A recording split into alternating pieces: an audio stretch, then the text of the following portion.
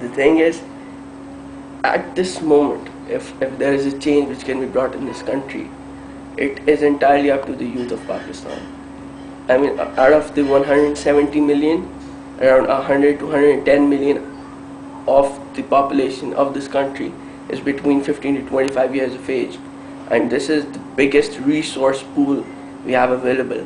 We tap into this pool, we can work miracles, we can bring a revolution in this country. Now when we talk of revolution, we saw different movements going on in the country in the previous days. We had the lawyers movement and whatnot, and we saw that the students were pretty proactive in it.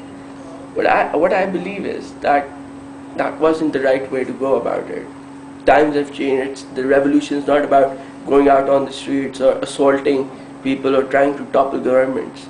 It's a different war altogether now. It's a war of economics. It's a war of education.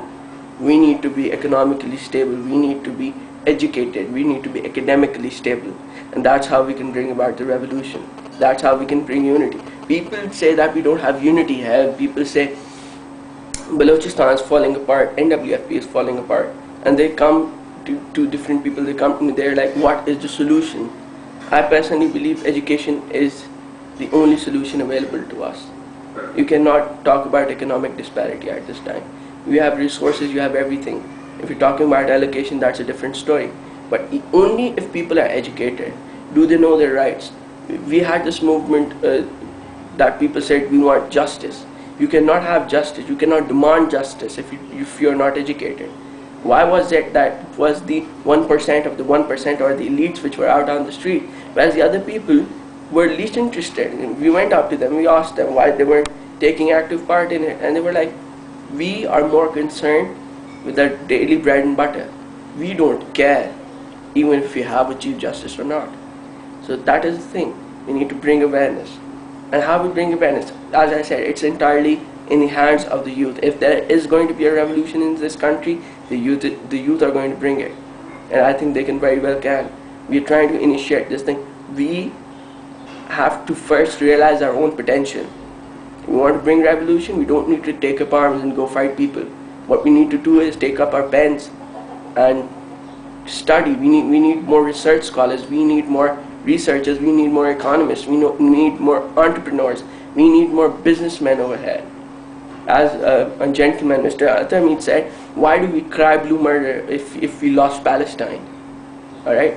If the Israelis or the imperialists had enough power to take over Palestine, fine, you build enough muscle and you take Palestine back if you can. Why do you whine all the time? That's our problem. We whine a lot but we do nothing. This is high time we did anything. You're talking about a roadmap, fine, once we say a roadmap, we lay down a plan for future. This is our future. What we have to do is, we have to do now, whatever we have to do. Because what we do now will define our future. What we do now is so crucial that it could even determine whether Pakistan stays in the future or not. So my personal request to everyone who is listening to me or whoever gets a wind of it is, please step up to your own potential. Unite, realize your own potential, realize what role you have to play in this country. Unite under reform. And I believe the people who go out protesting for their rights, if they utilize that same amount of energy, doing some extra study or coaching some unprivileged students, that's going to bring about a greater revolution than going out on the streets, getting beaten up by the police and staying in the lockup for a couple of days or so.